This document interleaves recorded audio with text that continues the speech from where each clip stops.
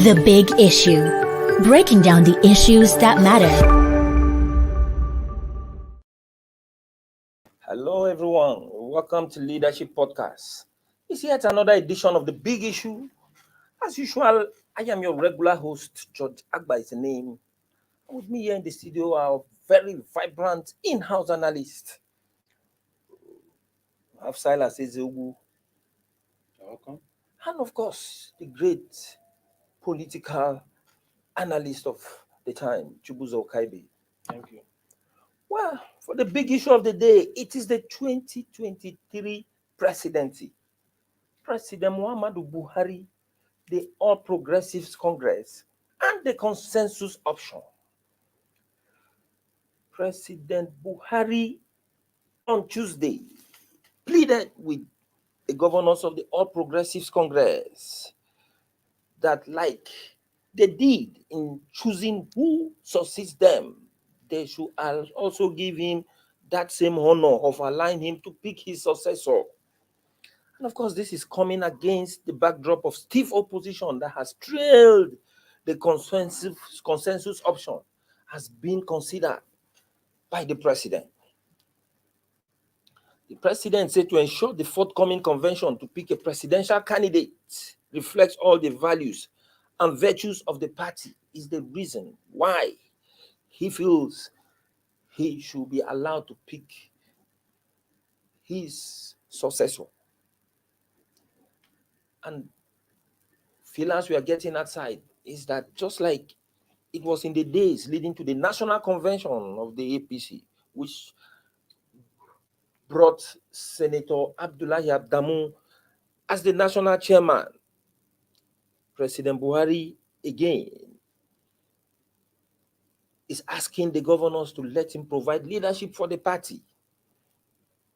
At a meeting with the governors at the presidential villa on Tuesday, President Buhari stated the factor he could consider in supporting a presidential candidate among the 23 presidential aspirants seeking to fly the party's flag. And of course, a statement by presidential spokesman Femi Adesina quoted the president as telling the governors and the national chairman of the party at the meeting yesterday. He said the process for the 2023 general elections have commenced in earnest, and I note that the most successful political parties globally have always relied on their internal cohesion and a strong leadership plan to achieve bigger electoral fortunes. As I begin the final year of my second term as President of the Federal Republic of Nigeria and leader of the party, I recognize the compelling need for me to provide stronger leadership to the party under this transition process and to ensure that it happens in an orderly manner. Such leadership is required so that the party remains strong and united. It is also needed to improve our electoral fortunes by ensuring that it retains power at the center, hold the great majority in various legislative chambers, and also gain additional number of states. And to this effect, the president appealed to the governors to allow our interests to converge, our focus to remain on the changing dynamics of our environment, the expectations of our citizens, and the global community. Our objective must be victory of our party, and our choice of candidate must be someone who will give the Nigerian masses a sense of victory. Silas, this was a very tall order for the APC governors. Don't forget that among the governors too are presidential aspirants. We have the likes of Jigawa State Governor Badaru, we have Kogi State Governor Yaya Bello, we have Ekiti State Governor Fayemi, and the likes. Yes, and Ebonyi State Governor. And then for the president to come out and tell these governors that, see, I'm going to choose one among the presidential aspirants, that would have sent goose pimples to somebody like Yaya Bello. And of course, I don't think the news would have gotten down well with the party's leader, former governor of Lagos State, Bola Ahmed Tinubu. And of course, this is coming just few days that the PDP came out to conduct a very democratic presidential primary. And then you remember, and dollarized primary as well. Yes, and then Buhari, who in coming into power in 2015 said he is now a repentant Democrat. What do you think about the idea of a consensus option? Buhari is now mooning that he should be allowed to choose his successor the way the governors did. Yes, George, I am not surprised that we are at this point now. I saw this pointer during the amendment of the Electoral Act when due to hues and cries from Nigerians and parties, Lanka had already had made a law that parties must go direct. They must go through direct primaries. Okay, and that would mean every party member all over the country voting. So the party said they needed to have options that was restricting the space for them to maneuver. And when they went back to the president, and the president also agreed with the people, the president added a provision that they should add the consensus option. And the National Assembly, in their usual way of comply with the president, added that consensus option. So immediately I saw him say consensus option, I knew that they are going to a point where during the primaries there was no contest. They will use that consensus to anoint somebody, you know. And then so when all this thing started happening, when I saw this letter, this appeal, I said yes, what we suspected has come to pass. And like you said, some governors will not be, most of them will not be comfortable because nobody knows who the man has in mind. Yeah, all of them will be guessing now. Now, there's no, he just made the appeal. The governors are 22 number. Some of them are even loyal to some of the aspirants. So we don't know yet whether they are going to agree with him or not. He's a president that is departing next 1 year. So, and he's not someone who has a lot of political structures per se. So, I know that someone like those who have structures like Tinubu would not like to constrict their contest to an anointment, that the president wants to do. Because if they feel, he will feel that if he go to the field, he has a better chance of winning. So he don't want to put his hand in this basket. Yes, but it's not just about him too. The other people who don't have a chance of winning at the primary, whether because of no structure or don't have the kind of watchers, we say we pray that this this This consensus option should work. to come, yes, and come and follow on that doorstep. So you see different strokes. So between now and the 6th, 7th, when they will do this, a lot of things will happen, and we are going to keep our eyes open. But it is not democratic. This amendment, you can call it, baptize it by consensus. But they say, let me choose. That means you are removing the freedom of choice from the 3,000 and something delegates that was supposed to come to choose a candidate. Only him will feel he has the wisdom, the knowledge, the interest of the party, the patriotism to choose what is best for everyone. I don't know whether a party who's like the biggest party in Africa should trust just one man to make this all important choice for it. But don't be surprised. The idea is that even if you're talking of trusting one man, I think the man too is trying to do this when it comes to the presidency because he is talking about who succeeds him here, and he thinks that he has that right. He succeeds him. He doesn't own that share. That's the presidency that belongs to all Nigerians. He can, and two, the other aspect you have to look at is what he can do is to provide a flag bearer for the party if they agree with him. But to say he's successor, is he successor to the presidency or successor to the flag bearer of the party? Because unless you tell us that generation is not going to count, that already they have a predetermined end. They have a template. That already, whether you vote against the party or not, they have won. Otherwise, you cannot talk about a successor to the flag bearer position of the party to choose a candidate for the party. If it's successor to the presidency, I think that in the general election that come up next year, That is where that will be determined. And there's no hard and fast rule that it must be either APC or PDP. Thank you very much, Silas. Chibuzo, you heard what Silas said, but at the end of the day, already the opposition that is mounting against that singular remark by the president that he should be allowed to choose his successor is very clear. Today alone, interest groups have come out holding press conferences here and there, warning that the party is heading towards implosion if this idea of consensus is allowed to stand. Even among the NWC members of the party, they have come back, like the chairman of the national vice chairman Northwest, Salih Lukman, has issued a statement warning that it will be very risky for the party to settle for a consensus option. And don't forget, this consensus option is something that will not go down well with certain people. When doing his screening, Bola Ahmed Tinubu told the screening panel outrightly, right before them, told them that, look, I am not going to step down for anybody. If that's what you are thinking, look at me in the face. I'm telling you clearly, I won't step down for anybody.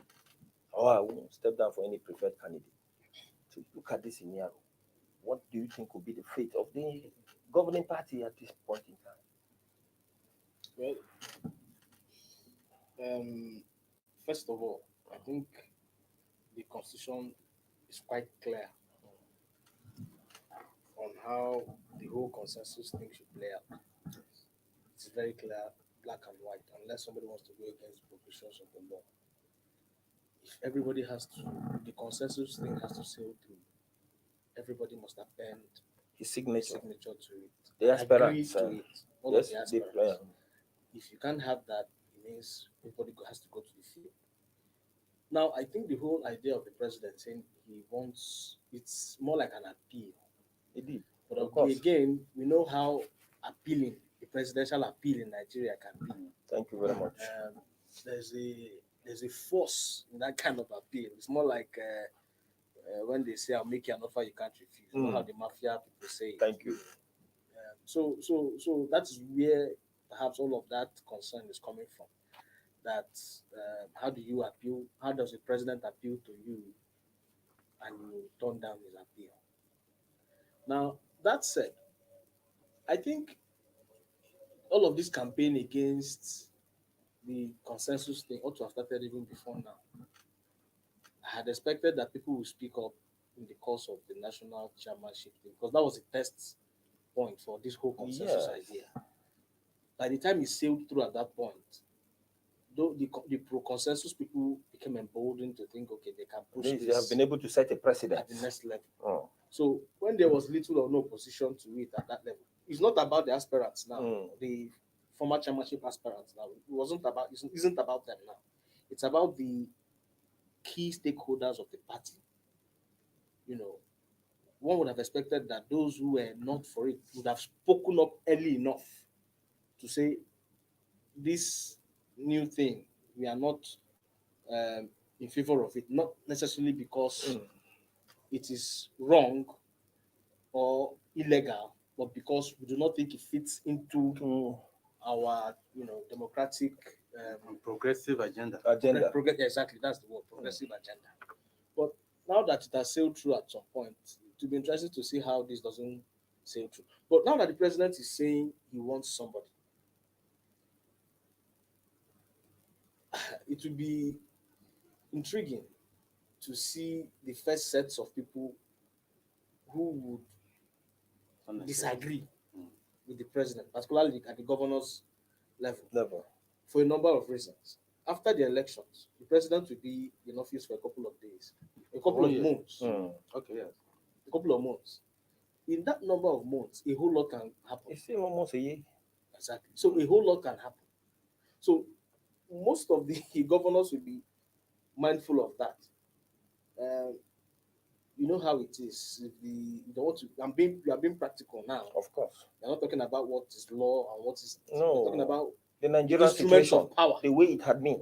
The instruments of power and how people wear the instruments of power. You know how influential and powerful the presidency can be. Of course. So there's a lot of thinking that will what they just need to do is to show some of these governors their dossiers. Exactly. So by the time they see how the president, they understand how influential that office can be and how it can really pull strings to squeeze anybody, you know, much less a governor.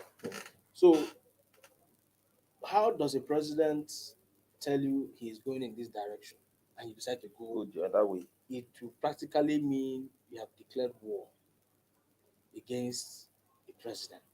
A political war now. Can you survive a political war against an incumbent president in Nigeria today? Has it happened before?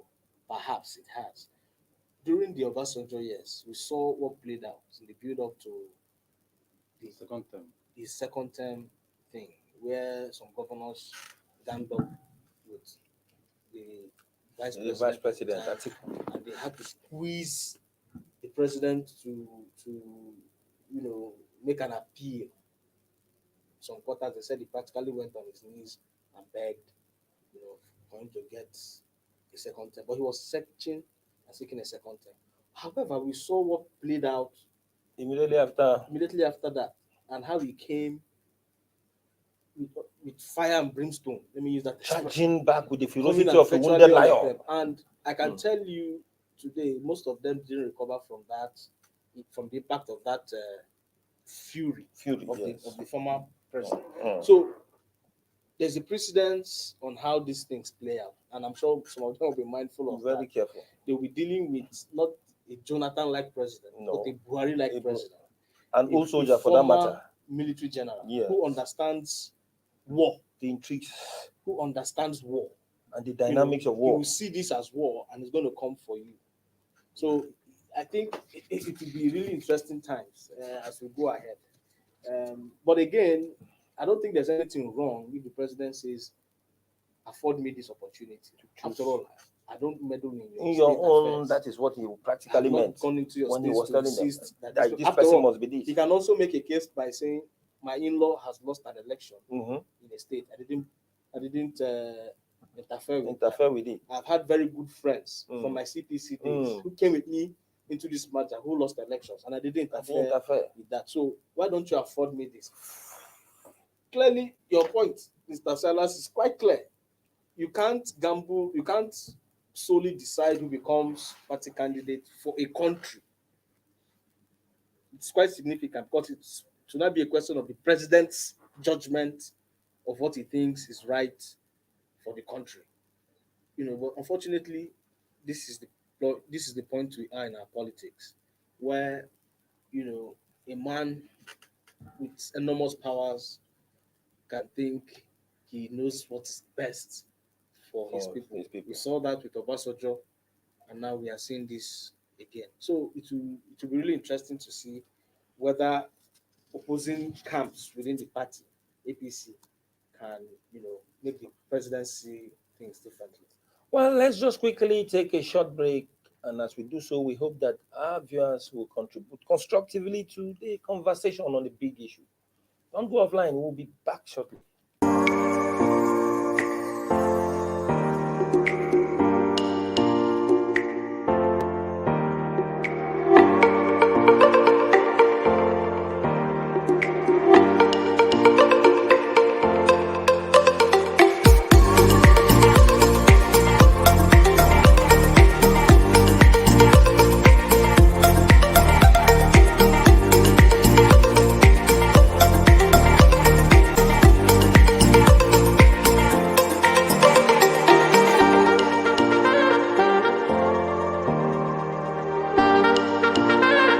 For sponsorship and advert placements, please contact 080-3688-6158. Last Word Leadership Podcast Studio. You have the last word.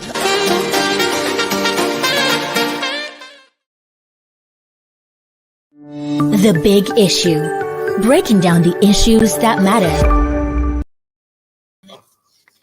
You're welcome back. We're still on the big issue in Leadership Podcast. And of course, the big issue of the day is the 2023 presidency. President Buhari, APC, and the consensus option.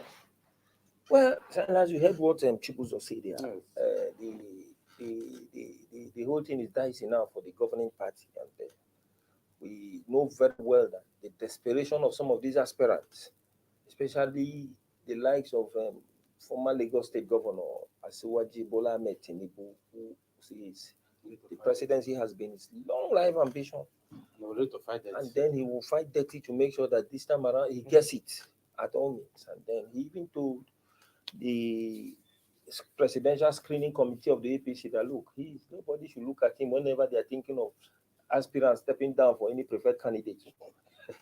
That should send a wrong signal. And you see, it is likely some of these, if you see the groups that have come to actually start issuing statements warning that the party might be heading for implosion with this idea of the president presenting a preferred candidate allegiance, and we don't need even a prophet to tell us that some of these groups are being sponsored by Of course, some of these aspirants.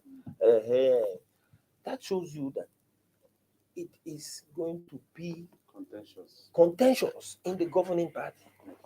But as it is now, just like Chibuzo is saying, that only way you can give it to the president that he chose, the way what he used in canvassing that from the governor is genuine, because he told them orally that please, you see now I don't interfere in any of your thing. And now in this type we will even go and say, okay, because of my cousin, my in-law is here, or my close allies, so I must fight for them. I leave it to be. But when it comes to my own, you should leave me now. That that should be something that will tell you that even the governors too will have to think twice. But the idea of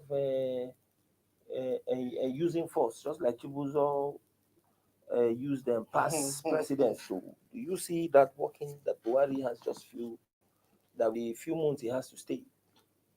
Yeah, political leaders are not all the same. Buhari has his own personality. Obasanjo also had his own personality. So there's no, well, Buhari is more of a taciturn person. There's no knowing exactly how far he will go.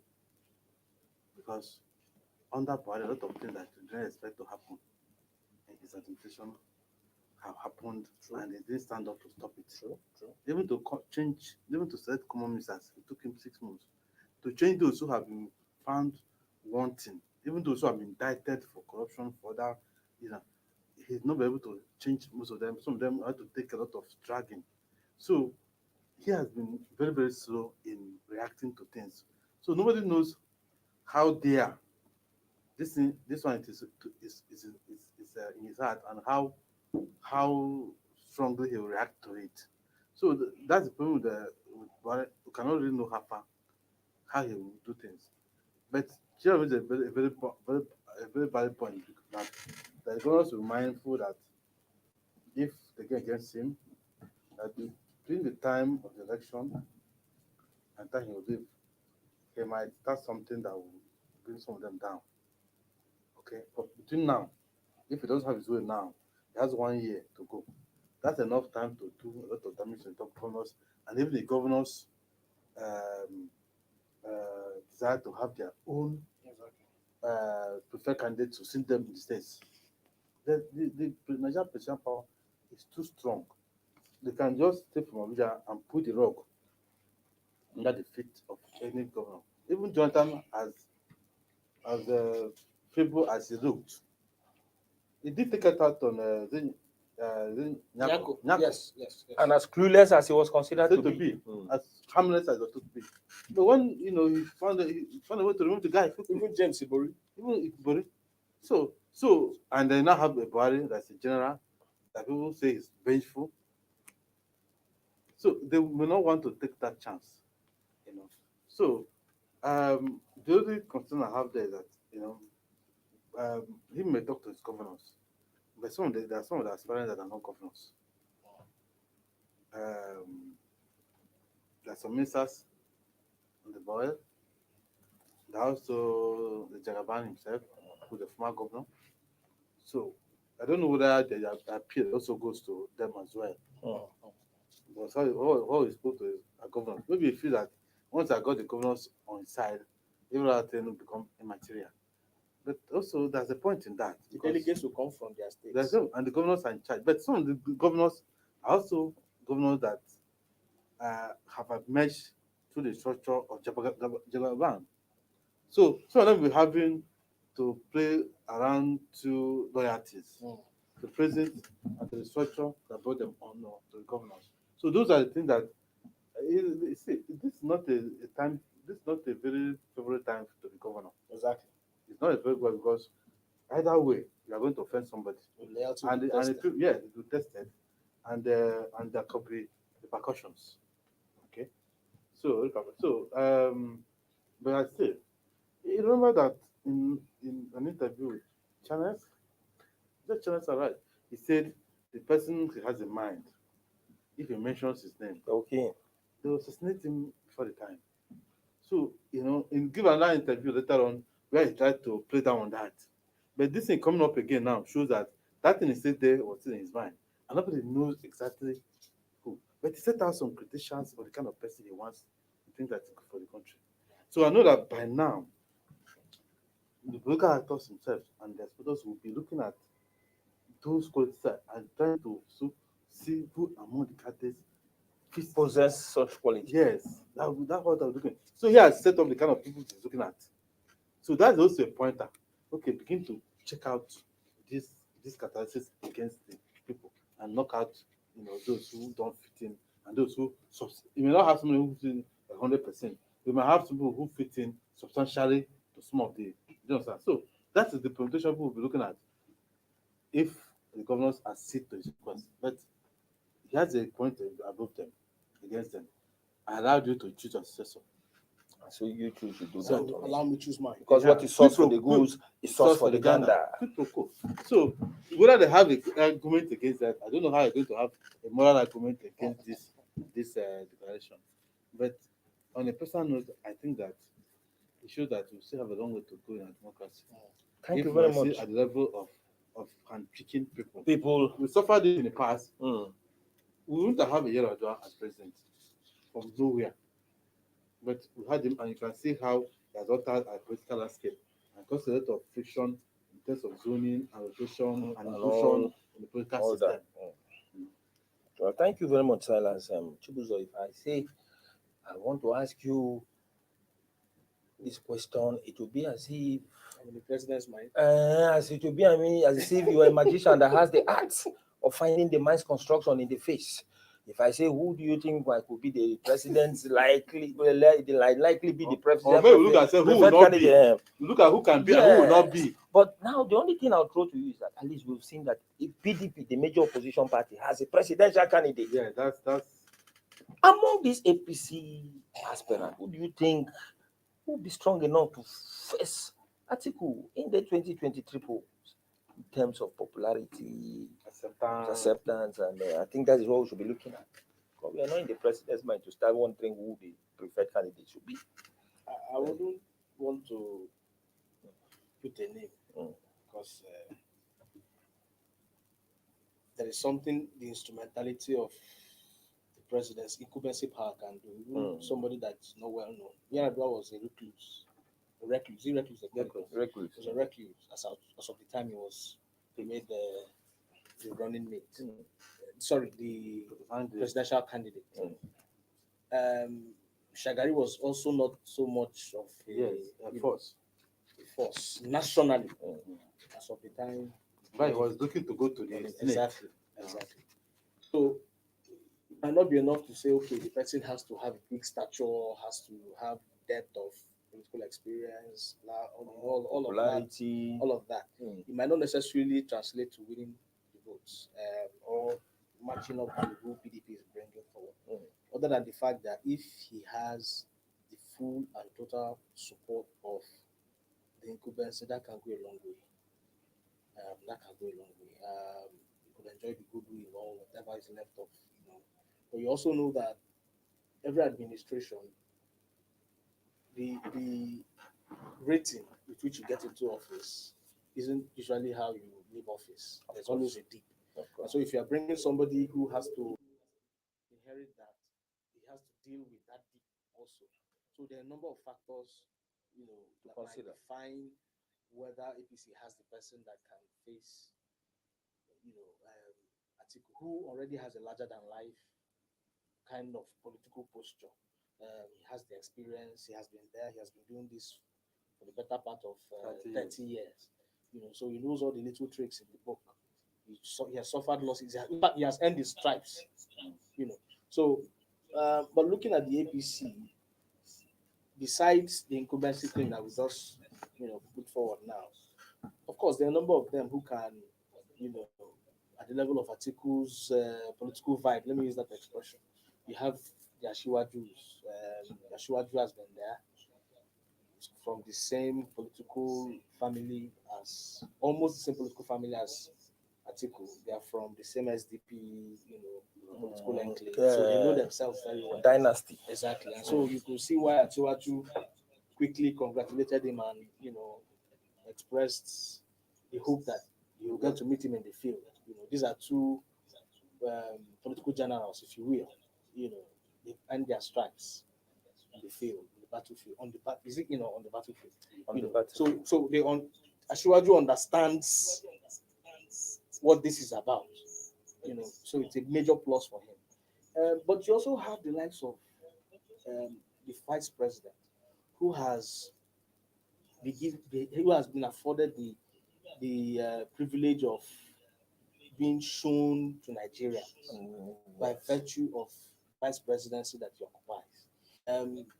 On a number of occasions, the president has trusted him enough to send him on very crucial assignments and trusted him with a good measure of political, not government responsibility. Of course, some quite sensitive, and some others not quite sensitive. And he has been able to exhibit some action and a hint of political will when he sacked the DSS. At the time, many people felt this is a man that was untouchable.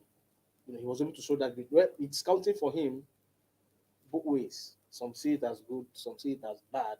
Depends on what part of the divide they are looking at is coming from. They are coming from. But he has enjoyed visibility, and all of that. There's also Amechi. Amechi is also, the Amechi has been around since 1999. He's one person who has been able to reinvent himself as dispensations come and go, from speaker to state speaker to governor, and now minister, one of the super ministers, if you will. People will argue that he's one of the best ministers so far in terms of this performance. administration until the train thing happened, the train attack happened. So there are a number of things to look. Then you also have Ogbon Nayonu. Ogbon Nayonu is also there. He in fact, he can fit into the Buhari and Tinubu Atiku mode. The only difference might be that he doesn't have a large war chest as these other two guys. But he's there. He has aspired to be president before. The only person at that level with him is Atiku. In fact, he actually won a presidential ticket and voluntarily laid it down in the interest of the nation. So such things don't go unnoticed. One, then two, because of his ability to manage a political party, a national political party, ANPP, he has been able to mingle with a lot of people. And that earns you a lot of political friends, goodwill. So you can also put him in that bracket of those who enjoy national spread, because that is what it comes down to engage a candidate or an opponent like Atiku, a larger-than-life guy, running on a party like the PDP, which is a national party also. These are the kinds of things you look out for. People who have this kind of stature, who have net worth, goodwill, and then if you add the incumbency thing, there's no telling how far that can go. But they'll be running on a platform that is on a decline because of perception issues on how they performed on the things they promised. Security, is it better or worse? Economy, is it better or worse? The corruption fight, is it better or worse? So how are you going to how are they going to manage? How are they going to campaign? Is the president going to campaign for them? Will the president's campaign for them be a plus or a minus? So these are they will inherit the profit and loss of an incumbent administration going into this. Thank you very much, Chibuzo. And of course, you just made the salient point that despite who the APC brings, it is going, Nigerians will vote based on what performance they have been able to do, especially on the 3 points agenda they presented before the country, and it is very sad that the perception outside there is that all the change they promised them, the APC, Buhari, they just kept the change to themselves. It's like a bus conductor refusing to give Nigerians that change they promised. And well, just like we said, we are no magicians to know the arts of finding the mind's construction in the face. But you have actually seen you have actually presented some of these qualities about some of these aspirants that makes them look like. But if this credentials giving them the qualities what matters, then these 3 you analyzed would have had the upper hand. Well, we are not talking about that. We are talking of who Buhari chooses. Yeah, Well, that's just before we go. There's also a line to whatever might be. If Buhari, who has known to be an anti-corruption, but it's just one anti-corruption something. The champion of Yes. African anti-corruption. I'm not sure that he will like the way that people are looking at the government. His government has not having done well in corruption, and he will not like. It's possible that he will not like to give the power to somebody who has a taint of corruption around him. That is a possibility that may say, okay, even if I couldn't fight it, let me not leave the country with somebody who's already tainted. So that's also an angle that people should look at for.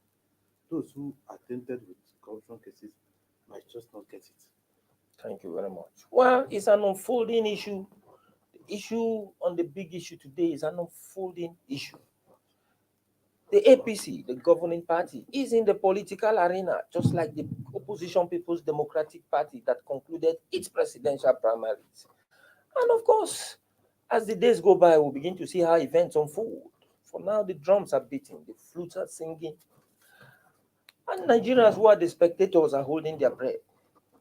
It all depends on what plays out. And the big issue promised to keep you tapped with events as they unfold. Thank you for keeping tab with us. It has been a wonderful time here in the studio. And of course, I will not fail to thank our in-house analysts for addressing the big issue the way it should be. Join us same time tomorrow for another edition of this program. Do have a wonderful day. Thank you for watching. For sponsorship and advert placements, please contact 080-3688-6158. Last Word Leadership Podcast Studio. You have the last word.